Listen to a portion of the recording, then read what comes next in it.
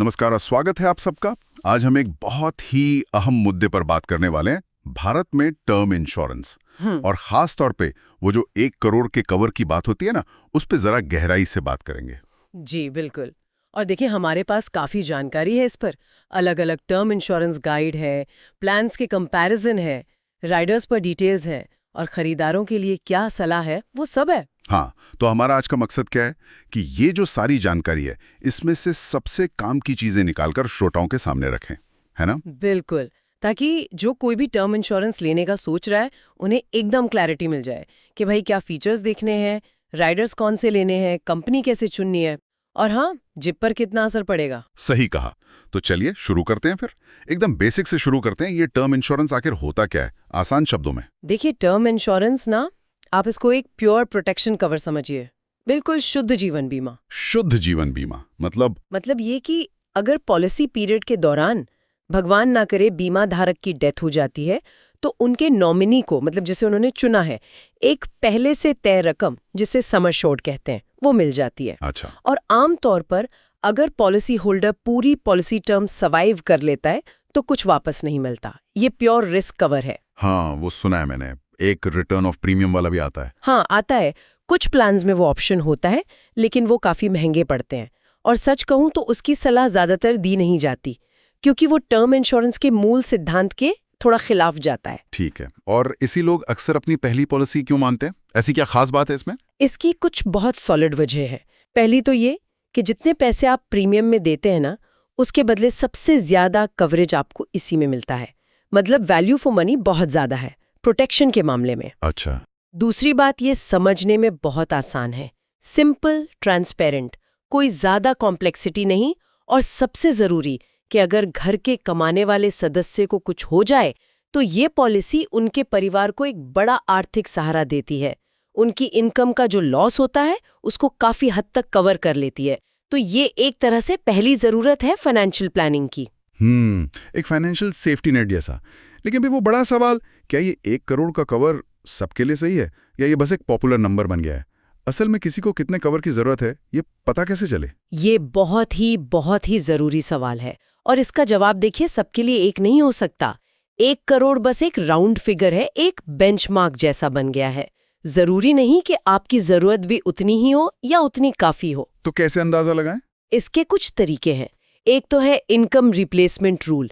सीधा सा हिसाब है कि आपकी जो सालाना इनकम है उसका कम से कम 15 से 20 गुना कवर आपके पास होना चाहिए।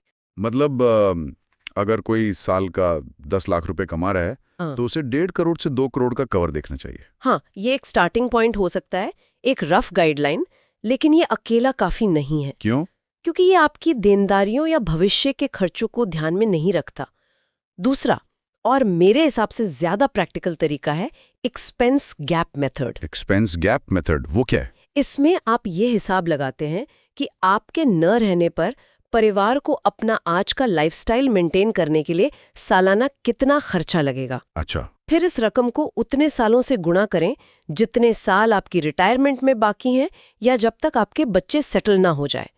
ये एक बड़ा अमाउंट आएगा। हाँ बिल्कुल। अब इस टोटल अमाउंट में से आपके पास जो मौजूदा सेविंग्स हैं, इन्वेस्टमेंट्स हैं या कोई दूसरा लाइफ इंश्योरेंस कवर है उसे घटा दीजिए। ओके। जो रकम बचती है वो आपकी जरूरत का ज्यादा सही अंदाजा देती है। और इसमें वो लोन वगैरह का क्या? Home loan, car loan? हाँ, वो बहुत जरूरी पॉइंट है। ये जो जरूरत वाली रकम निकली, इसमें आपके सारे मौजूदा कर्जे, home loan, education loan, car loan, personal loan, वो सब अलग से जोड़ने होंगे, वरना वो कवर कम पड़ जाएगा। सही बात है। और साथ ही अगर बच्चों की हायर एजुकेशन या शादी जैसे बड़े गोल हैं और उनके लिए अलग से प्लानिंग नहीं है तो उसका भी अंदाजा लगाकर इसमें जोड़ना चाहिए। तो ये सिर्फ इनकम का गुना भाग नहीं है, बल्कि पूरी फाइनेंशियल पिक्चर देखनी पड़ेगी। उम्र के हिसाब से भी तो जरूरत बदलती होगी ना। हाँ बिल्कुल बदलती है। जैसे अगर आप यंग हैं, मान लीजिए 20s या 30s में, तो आप पर डिपेंडेंट लोग ज्यादा समय तक आपकी इनकम पर निर्भर रहेंगे।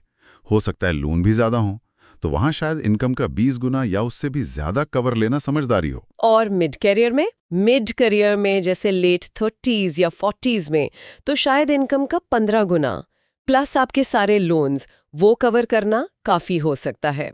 और अगर आप रिटायरमेंट के नजदीक हैं, 50s में, तो शायद पूरी इनकम रिप्लेस करने की जरूरत न हो। तब फोकस इस पर ज्यादा होता है कि आपके जाने से जो फाइनेंशियल गैप बन रहा है, जैसे कोई बचा हुआ लोन है या स्पाउस के खर्चे हैं, बस वो कवर हो जाए।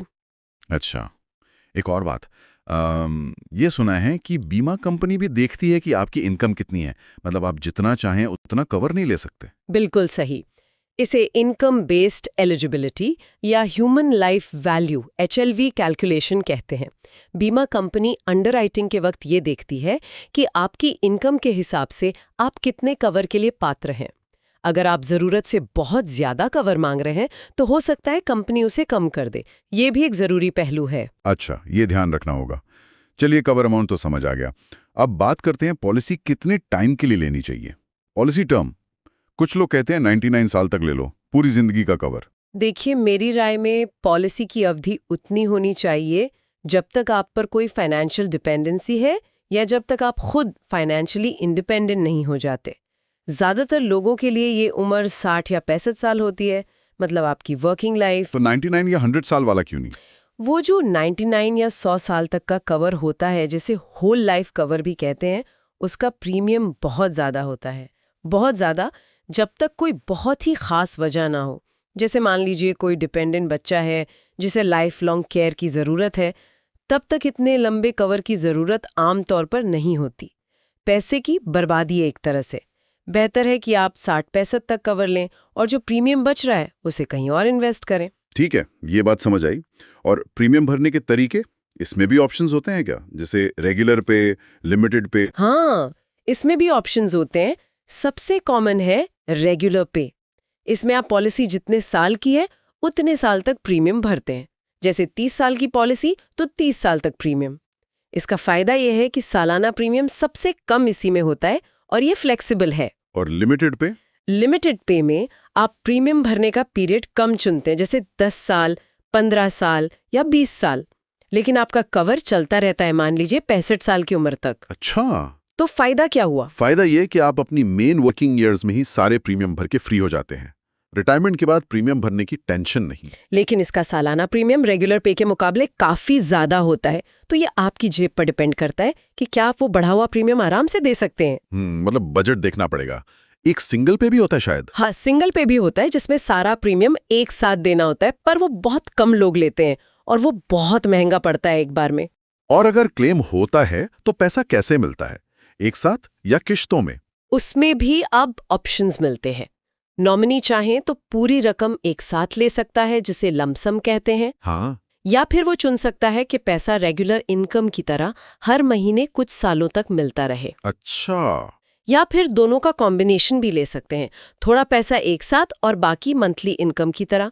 ये उन परिवारों के लिए अच्छा हो सकता है जिन्हें लगता है कि एक साथ बड़ा अमाउंट मैनेज करना मुश्किल होगा। ठीक है, ये तो बेसिक्स हो गए कवर और पेमेंट के। अब आते हैं राइडर्स पर।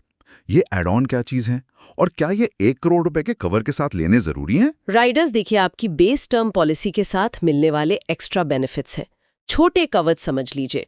इनके लिए आपको थोड़ा एक्स्ट्रा प्रीमियम देना होता है। और हाँ, ये आपकी पॉलिसी को एक नॉर्मल डेथ कवर से कई ज्यादा मजबूत बनाते हैं। कैसे? कौन कौन से जरूरी राइडर्स होते हैं? कुछ राइडर्स तो आजकल बहुत जरूरी हो गए हैं। पहला है एक्सीडेंटल डेथ बेनिफिट, ADB। मतलब अगर डेथ किसी एक्सीडेंट की वजह से होती है तो नॉमिनी को बेस कवर जैसे 1 करोड़ के अलावा एक एक्स्ट्रा अमाउंट और मिलता है।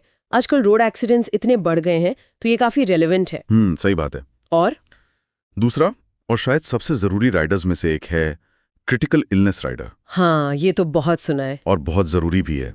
आजकल आप देखिए, cancer, heart attack, stroke, kidney failure जैसी गंभीर बीमारियां कितनी आम हो गई हैं और इनका इलाज कितना महंगा है। हाँ, लाखों में खर्चा आता है। बिल्कुल। तो ये CI राइडर क्या करता है कि अगर आपको लिस्ट में दी गई गंभीर बीमारियों में से कोई पहली बार डायग्नोज होती है तो आपको एक लमसम अमाउंट मिल जाता है। ये पैसा आपके इलाज में या बीमारी के दौरान इनकम लॉस को कवर करने में बहुत मदद करता है। ये तो वाकई बहुत जरूरी लगता है। और अगर मान लीजिए किसी को ऐसी गंभीर बीमारी हो गई या कोई एक्सीडेंट हो गया और वो प्रीमियम ही नहीं भर पा रहा, तब क्या? पॉलिसी बंद हो जाएगी। यहीं पर एक और बहुत काम का राइडर आता है, वेवर ऑफ प्रीमियम।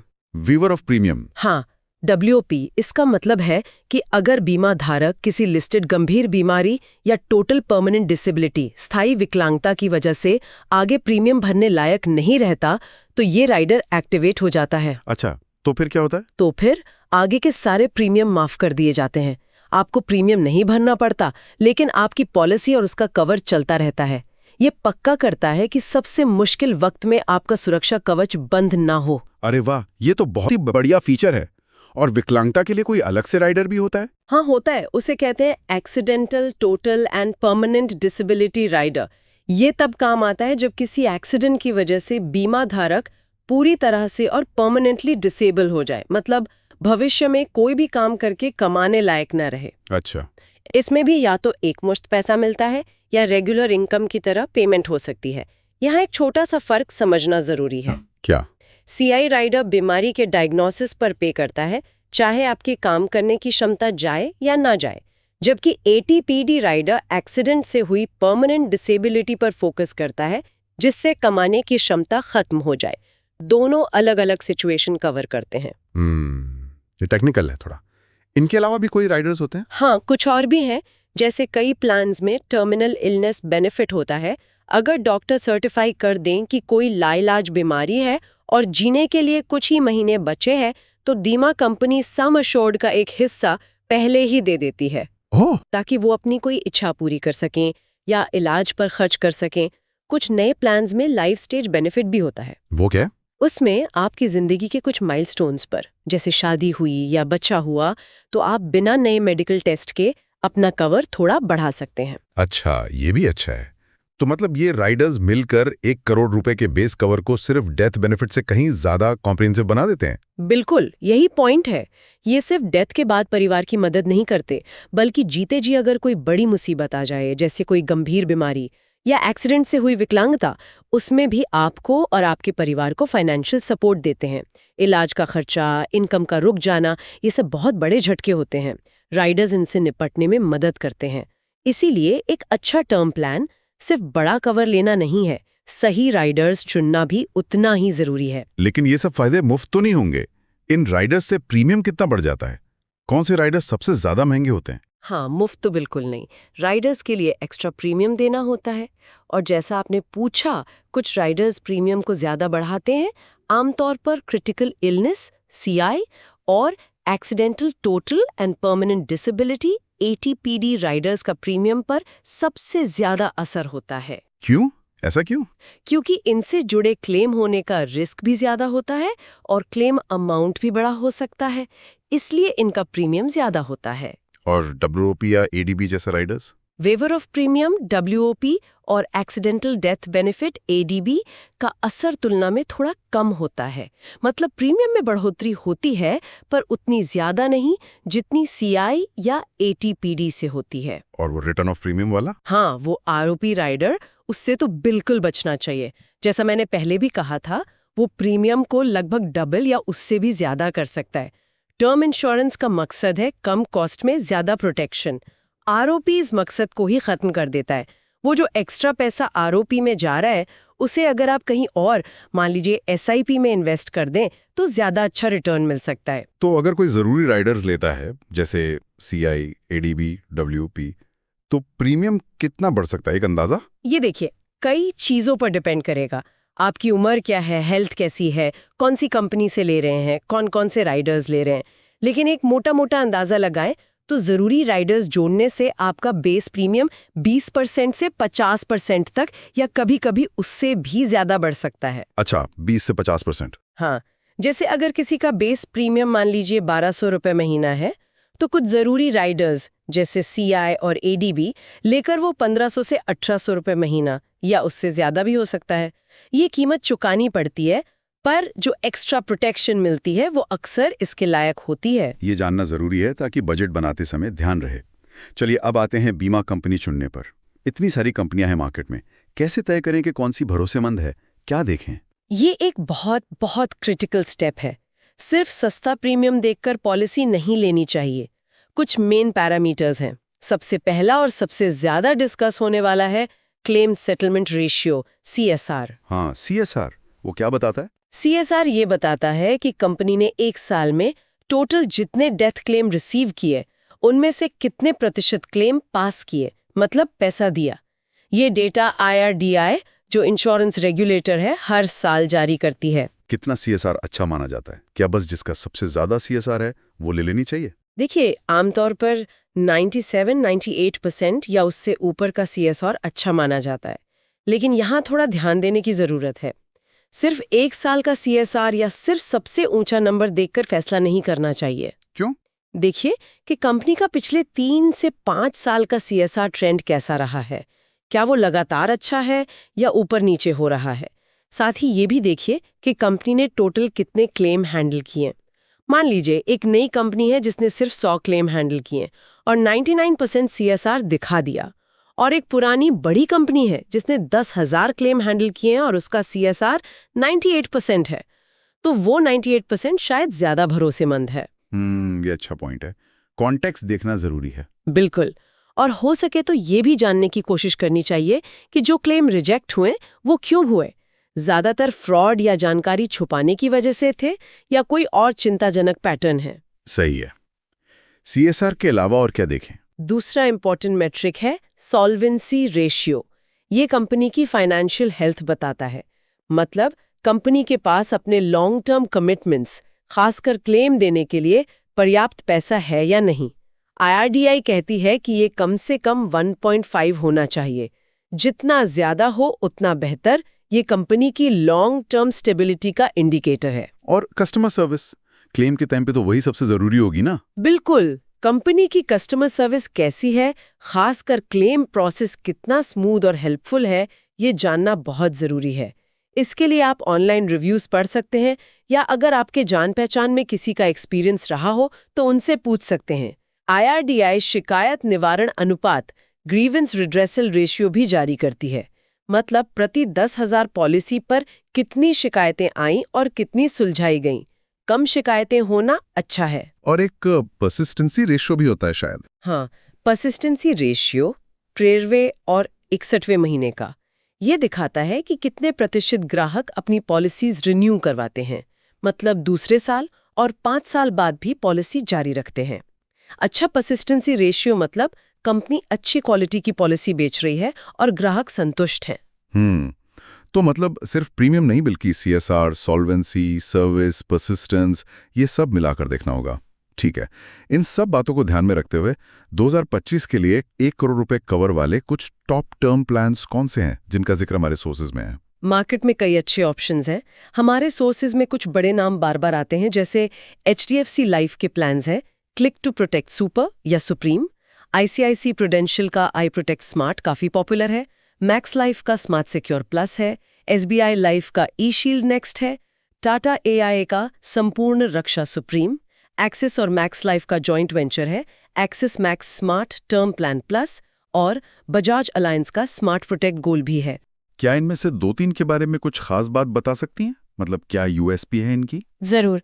जैसे HDFC लाइफ का CSR अक्सर बहुत अच्छा और कंसिस्टेंट रहता है और उनके प्लान्स में फ्लेक्सिबिलिटी होती है। मैक्स लाइफ के स्मार्ट सिक्योर प्लस में कुछ यूनिक फीचर्स मिलते हैं, जैसे प्रीमियम ब्रेक का ऑप्शन, मतलब आप कुछ समय के लिए प्रीमियम रोक सकते हैं, या स्पेशल एग्जिट वैल्यू का ऑप्शन जिसमें कुछ शर्तों के साथ पॉलिसी सरेंडर करके प्रीमियम वापस मिल सकता है। अच्छा। हाँ, ICICI प्रो का आई प्रोटेक्ट स्मार्ट अपने क्रिटिकल इलनेस राइडर के लिए जाना जाता है, जिसमें वो ज्यादा बीमारियां कवर करते हैं। टाटा AIA का संपूर्ण रक्षा सुप्रीम लंबी अवधि जैसे 100 साल तक का कवर ऑप्शन देता है और कुछ मामलों में जल्दी क्लेम पेमेंट का दावा भी करता है। SBI लाइफ का फायदा उनका बड़ा बैंक नेटवर्क और ब्रांड सपोर्ट है, जो ऑफलाइन हेल्प चाहते हैं उनके लिए अच्छा है। बजाज अलियांज भी काफी कॉम्प्रिहेंसिव कवर और राइडर ऑप्शन देता है। ये तो इंटरेस्टिंग है कि सब कुछ ना कुछ अलग देने की कोशिश कर रहे हैं। इनका CSR और प्रीमियम रेंज का क्या अंदाजा है? CSR तो जैसा हमने बात की, टॉप प्राइवेट कंपनियों का ज्यादातर 99% या उससे भी ऊपर रहता है। प्रीमियम की बात करें तो देखिए, एक 30 साल का स्वस्थ व्यक्ति जो स्मोकिंग नहीं करता, उसके लिए 1 करोड़ के बेस कवर का सालाना प्रीमियम बिना राइडर्स के मोटा मोटा 10,000 से 15,000 के बीच कहीं से शुरू हो सकता है। बस इतना कम? हाँ, बेस कवर का। लेकिन मैं फिर कहूंगी, ये सिर्फ एक इंडिकेटिव रेंज है। असली प्रीमियम आपकी उम्र, आपकी हेल्थ हिस्ट्री, आपकी लाइफस्टाइल, स्मोकिंग ड्रिंकिंग, आपने कौन से राइडर्स चुने हैं, पॉलिसी कितने साल की है, पेमेंट मोड क्या है, इन सब पर बहुत डिपेंड करेगा। महिलाओं के लिए प्रीमियम अक्सर पुरुषों से थोड़ा कम होता है। और LIC का टेक टर्म प्लान, उसका क्या? हाँ, LIC का टेक टर्म प्लान भी एक ऑप्शन है। LIC का नाम अपने आप में एक भरोसा है, खासकर उन लोगों के लिए जो सरकारी ब्रांड पे ज्यादा विश्वास करते हैं। नेटवर्क भी बहुत बड़ा है, लेकिन आमतौर पर LIC का टर्म प्लान प्राइवेट कंपनियों के ऑनलाइन टर्म प्लान्स के मुकाबले थोड़ा महंगा होता है। तो वो एक ट्रेड ऑफ है, प्रीमियम वर्सेस ब्रांड ट्रस्ट। ठीक है, तो प्लान चुन लिया, कंपनी चुन ली, अब खरीदने का प्रोसेस क्या है? क्या डॉक्यूमेंट्स लगते हैं? प्रोसेस अब काफी आसान हो गया है, खासकर ऑनलाइन। आपको अपने KYC डॉक्यूमेंट्स देने होंगे, पहचान के लिए पैन कार्ड, आधार कार्ड, पासपोर्ट या ड्राइविंग लाइसेंस। पते के प्रूफ के लिए भी आधार, वोटर ID या यूटिलिटी बिल चल जाता है। और इनकम प्रूफ? हाँ, इनकम प्रूफ जरूरी है। उसके लिए salary slip, form 16, ITR, income tax return की कॉपी या बैंक स्टेटमेंट दे सकते हैं, और एक फोटोग्राफ लगेगी। और मेडिकल टेस्ट, क्या वो हमेशा होता है? 1 करोड़ रुपए जैसे बड़े कवर के लिए, या अगर आपकी उम्र ज्यादा है या आपने फॉर्म में कोई हेल्थ कंडीशन बताई है, तो ज्यादातर बीमा कंपनियां मेडिकल जांच करवाती हैं। उसमें क्या होता है? उसमें आमतौर पर basic blood test, urine test, blood pressure, BMI वगैरह चेक होता है। कभी-कभी ECG या ट्रेडमिल टेस्ट भी हो सकता है। ये टेस्ट कंपनी के पैनल वाले सेंटर पर होता है, और इसका खर्चा आमतौर पर कंपनी ही उठाती है। इस पूरी प्रोसेस में सबसे जरूरी बात क्या ध्यान रखनी चाहिए? सबसे जरूरी, और मैं इसे जितनी बार कहूं कम है, पूर्ण और ईमानदार प्रकटीकरण, फुल एंड ऑनेस्ट डिस्क्लोजर। मतलब आवेदन फॉर्म भरते समय अपनी हेल्थ के बारे में सब कुछ सच सच बताएं। कोई पुरानी बीमारी, कोई सर्जरी, स्मोकिंग या ड्रिंकिंग की आदतें, कोई खतरनाक शौक, विदेश जाने का प्लान, पहले से कोई और पॉलिसी है तो वो, कुछ भी छुपाई नहीं, कुछ भी गलत ना बताएं। जरा सी भी छुपाई हुई या गलत जानकारी भविष्य में क्लेम रिजेक्ट होने का सबसे बड़ा कारण बनती है। ये मत सोचिए कि कंपनी को पता नहीं चलेगा। ये वाकई बहुत सीरियस वार्निंग है। ठीक है, अब कुछ प्रैक्टिकल टिप्स। प्रीमियम कम रखने के क्या तरीके हैं बिना सेफ्टी से समझौता किए? हाँ बिल्कुल है, कुछ स्मार्ट तरीके हैं। 1, जितनी जल्दी हो सके उतनी जल्दी खरीदें। कम उम्र में जब आप स्वस्थ हों तब प्रीमियम सबसे कम होता है। 2, ROP यानी रिटर्न ऑफ प्रीमियम राइडर से बचें। वो प्रीमियम बहुत बढ़ा देता है, उसकी जरूरत नहीं है। 3, पॉलिसी टर्म सोच समझकर चुनें। जरूरत से ज्यादा लंबी अवधि जैसे 99 साल न लें। 60 या 65 साल की उम्र तक का कवर काफी होता है ज्यादातर लोगों के लिए। और पेमेंट मोड का भी फर्क पड़ता है। हाँ, सालाना प्रीमियम भरें। मंथली या क्वार्टरली मोड के मुकाबले सालाना मोड में थोड़ा डिस्काउंट मिलता है। और ऑनलाइन खरीदें। अक्सर कंपनी की वेबसाइट या एग्रीगेटर से डायरेक्ट ऑनलाइन खरीदने पर एजेंट कमीशन बचता है, तो प्रीमियम थोड़ा कम हो सकता है। और हेल्थ का? बिल्कुल, स्वस्थ रहें, स्मोकिंग न करें। स्मोकर्स के लिए प्रीमियम लगभग डबल होता है। अपना वजन, BMI कंट्रोल में रखें। ये अच्छी टिप्स हैं। आखिर में वो कौन सी आम गलतियां हैं जो लोग कर देते हैं पॉलिसी खरीदते वक्त और जिनसे बचना चाहिए? कुछ कॉमन मिस्टेक्स हैं जिनसे बचना बहुत जरूरी है। पहली, जैसा मैंने अभी जोर देकर कहा, जानकारी छुपाना। मेडिकल हिस्ट्री, स्मोकिंग या पहले से ली हुई पॉलिसी के बारे में झूठ बोलना या छुपाना सबसे बड़ी गलती है। क्लेम रिजेक्ट हो सकता है। दूसरी, अपनी जरूरत या पात्रता से बहुत ज्यादा कवर के लिए अप्लाई करना। कंपनी आपकी इनकम के हिसाब से ही कवर देगी। तीसरी, राइडर्स को बिना समझे लेना, खासकर क्रिटिकल इलनेस राइडर में क्या कवर है क्या नहीं, वेटिंग पीरियड क्या है, ये सब समझे बिना बस ले लेना। बाद में क्लेम के टाइम दिक्कत आती है। सही बात है। चौथी, सिर्फ पहले साल का प्रीमियम देखकर फैसला करना। हो सकता है पहले साल सस्ता हो, बाद में बढ़ जाए। पूरी पॉलिसी की कॉस्ट का अंदाजा लें। और पांचवी, सिर्फ एजेंट या वेबसाइट पर भरोसा कर लेना। उनकी बात सुने, लेकिन पॉलिसी खरीदने से पहले कंपनी का ब्रोशर और पॉलिसी के नियम और शर्तें खुद ध्यान से जरूर पढ़ें। ये बहुत ही काम की बातें बताई आपने। तो अगर इस पूरी चर्चा को समेटें तो मेन टेक अवे क्या है? मेरे ख्याल से 4 सबसे जरूरी बातें हैं। 1, अपनी जरूरत को ठीक से समझें और सही और पर्याप्त कवर लें। 1 करोड़ रुपए सबके लिए सही नहीं हो सकता, कम भी पड़ सकता है, ज्यादा भी हो सकता है। 2, सिर्फ बेस कवर काफी नहीं है। अपनी रिस्क प्रोफाइल के हिसाब से सही राइडर्स जरूर चुनें, खासकर क्रिटिकल इलनेस और डिसेबिलिटी वाले।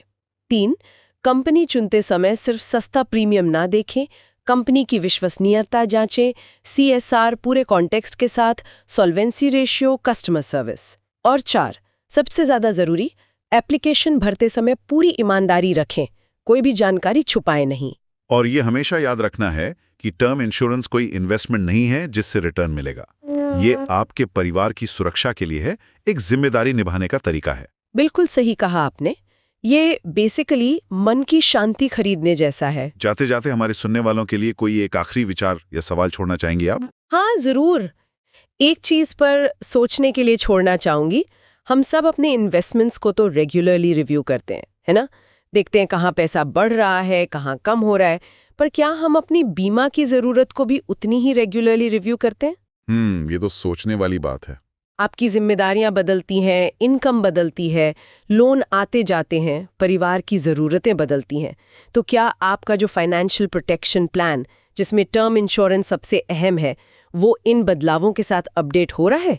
शायद हर 3-5 साल में अपनी बीमा की ज़रूरत को दोबारा देखना उतना ही ज़रूरी है जितना अपने म्यूचुअल फंड पोर्टफोलियो को देखना, क्योंकि असली मन की शांति सिर्फ उस करोड़ रुपए के फिगर में नहीं है, वो इस भरोसे में है कि आपने अपने प्रियजनों के लिए एक ऐसी मजबूत नींव रखी है जो हर बदलते वक्त में उनका साथ देगी।